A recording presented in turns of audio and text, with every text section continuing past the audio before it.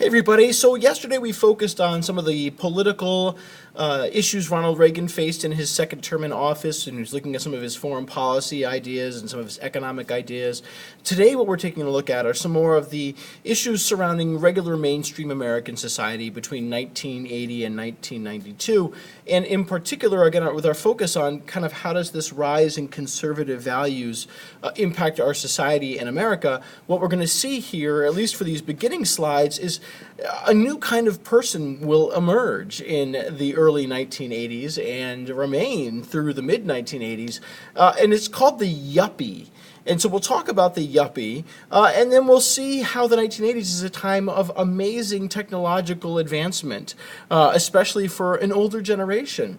So let's start with this yuppie, right? Who's a yuppie? What's a yuppie? Why do we call them yuppies? What's going on here with this rise of the yuppie? Well, you know that Reagan really focused on improving access to businesses, improving businesses' ability to hire people, provide wages, or at least encourage them to increase their wages.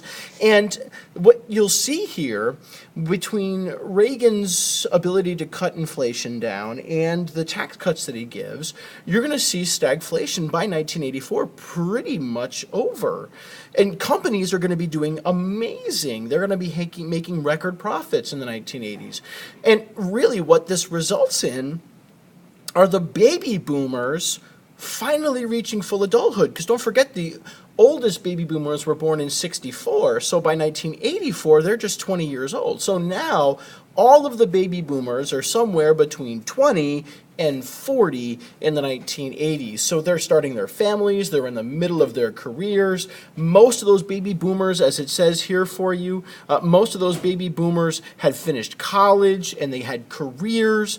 But what you do need to remember is that the people that benefit most from the baby boom, the people that see the most benefit from tax cuts and these corporations doing well, are the people with access to those jobs. And because access to college was limited mostly to whites, in particular white males, but mostly to whites, that's the group that's going to see this real economic benefit of the 1980s more than anyone else. So as these kind of white baby boomers, college educated, hardworking, as they kind of get started, what you'll see are these people focusing on what they feel like they deserve, right? They've worked hard. They went to college. They got a good job. They've done all these things. And now they deserve the finer things in life. They want to have the right coat. They want to have the best clothes, eat at the best restaurants. Most of them live in big cities where there's the best nightlife and the best cultural opportunities. They call themselves young urban professionals. Yuppies. Get it? Young urban professionals. Yuppie.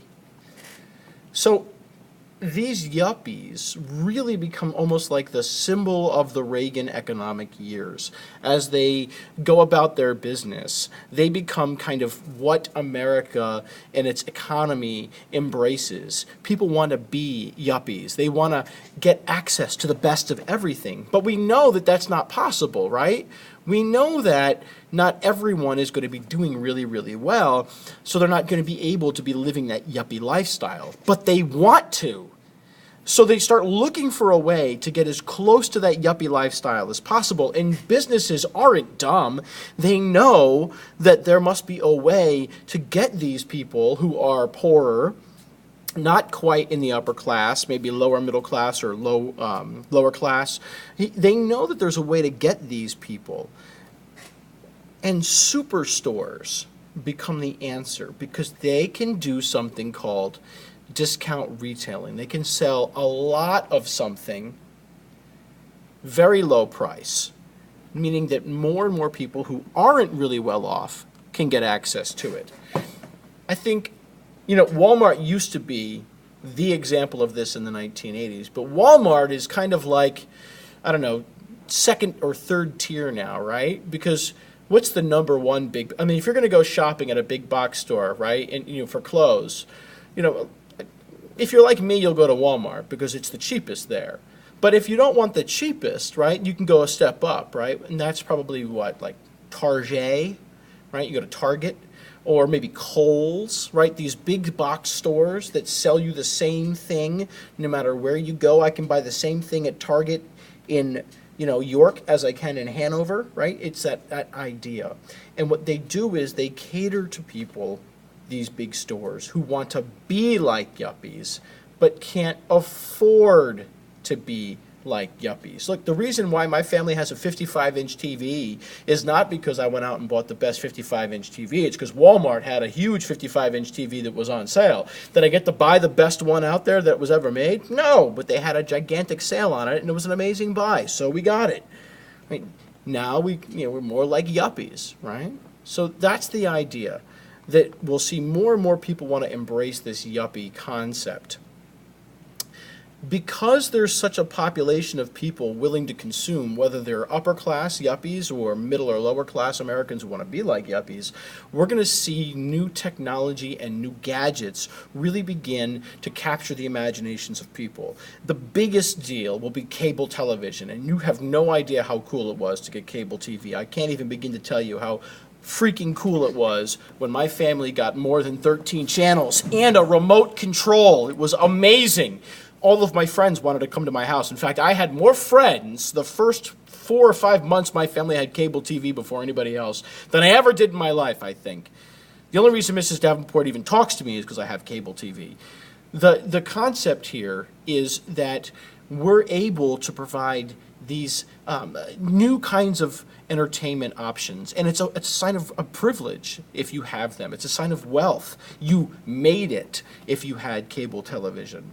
The same could even be said to different kinds of music that emerges at the time.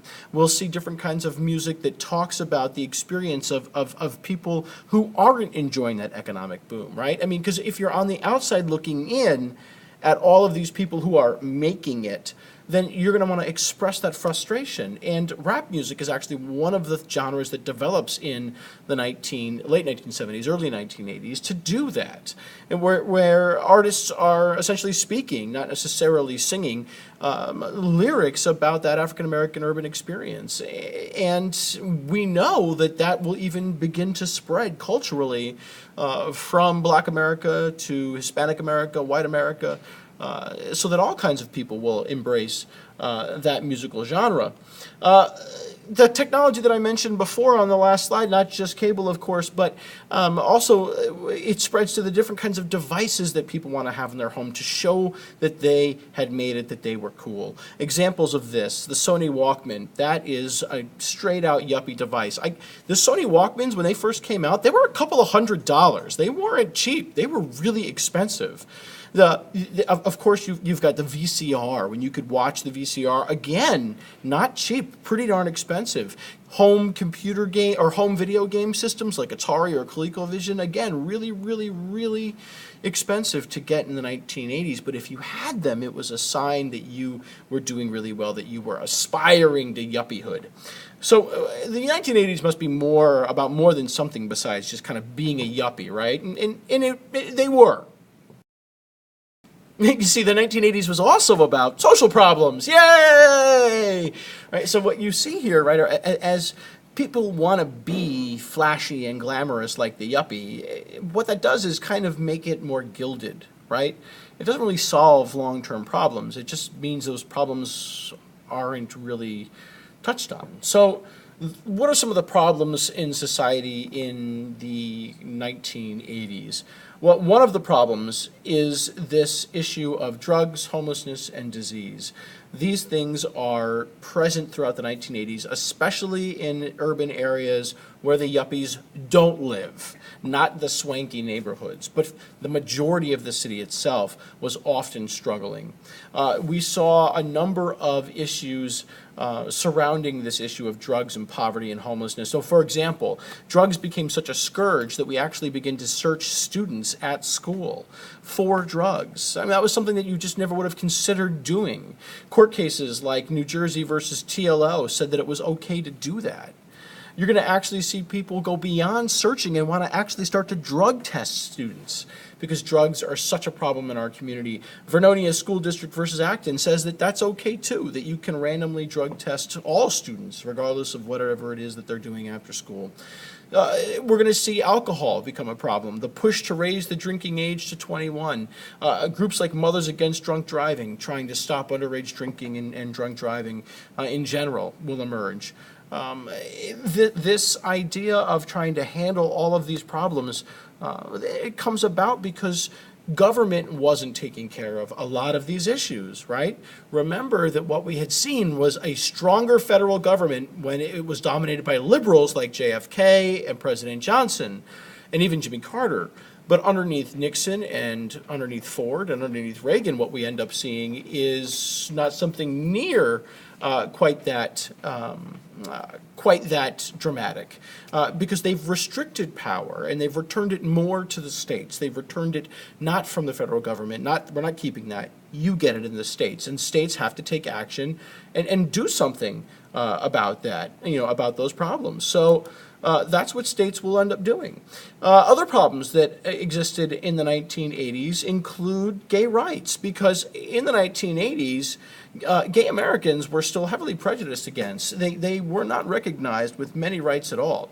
They certainly weren't recognized as equal citizens. So what we begin to see are gay Americans beginning to push for increased tolerance for homosexuality and a legitimate gay rights movement. And the seeds for this, and it really picks up steam in the 1980s.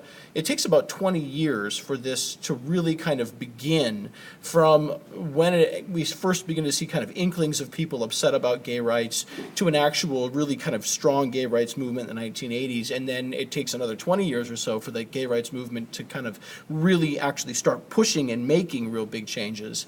But the gay rights movement, while it does have its roots in the Stonewall riots in New York City in 1969, when the police raided a gay bar in New York City and riots erupted over the unfair treatment, it does draw attention to the issue, and slowly over time, Americans are confronted with the reality that a good portion of our population, a lot of people in our population are gay. One of the things that actually forced Americans to deal with this issue of gay rights was this idea of AIDS, or acquired immunodeficiency syndrome. This was a new disease that was discovered in America in the 1980s, and lots of people actually wanted to blame it on AIDS or on gay Americans, which was foolish, but they were looking for someone to kind of persecute for the arrival of this disease. The reality is, it's not about gay Americans that everyone gets the gays or gets the disease. But what it does show us is that everyone's at risk, right? Science proves that AIDS is not a gay disease. And this showed us, this panic, this attacking of people who were gay simply because they were gay, showed us we had a lot more work to do on civil rights, especially for gay Americans. These causes, whether it's homelessness or drugs or gay rights or poverty or starvation, whatever it was, we begin to see the media become more and more activist, especially with celebrities. You'll see rock and roll stars begin to promote political causes. You'll see benefit concerts like Band-Aid or Live Aid for anyone who is in need in general, or Farm Aid for American farms that were struggling.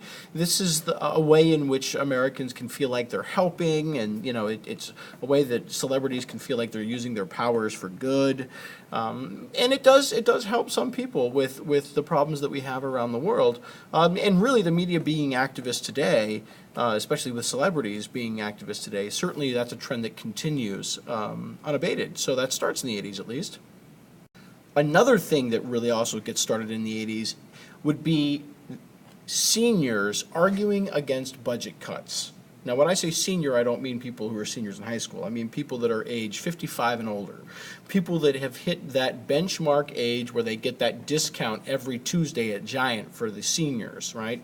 That's what I'm talking about. The little old ladies who go to the beauty parlor once a week and get their hair permed, right? That's what I'm talking about. And if we think about it, it only makes sense, right? From the 1950s on, we had been seeing an increase in medicine's ability to protect people and to save lives. So that people that would have died in the 60s or 70s are now living into the 80s. Well, don't forget that that means more and more Americans are going to get things like Social Security or Medicare, right? Remember we talked about Medicare, which was that health insurance provided by President Johnson for the elderly. And when Reagan starts to cut social programs because of the budget deficit, these are the things he's cutting. Seniors are upset about that. So they begin to organize. And they organize around one of the most powerful lobbying groups in America, the American Advancement for Retired Persons, or AARP. They are some of the most influential people in our country. Why? Because old people love to vote. Because whenever anyone talks about cutting government spending, the programs they talk about include Social Security, Medicare, food stamps, programs that the elderly rely on. And they love to let their representatives know that those programs cannot be touched, and if you do touch those programs, then you are going to lose your job the next time there's an election. So these older people are really engaged in politics, and it certainly marks one of the changes that we see because of conservatism in the 1980s. We'll take a look at all of this in more depth tomorrow, but I think that's a good place to stop for now.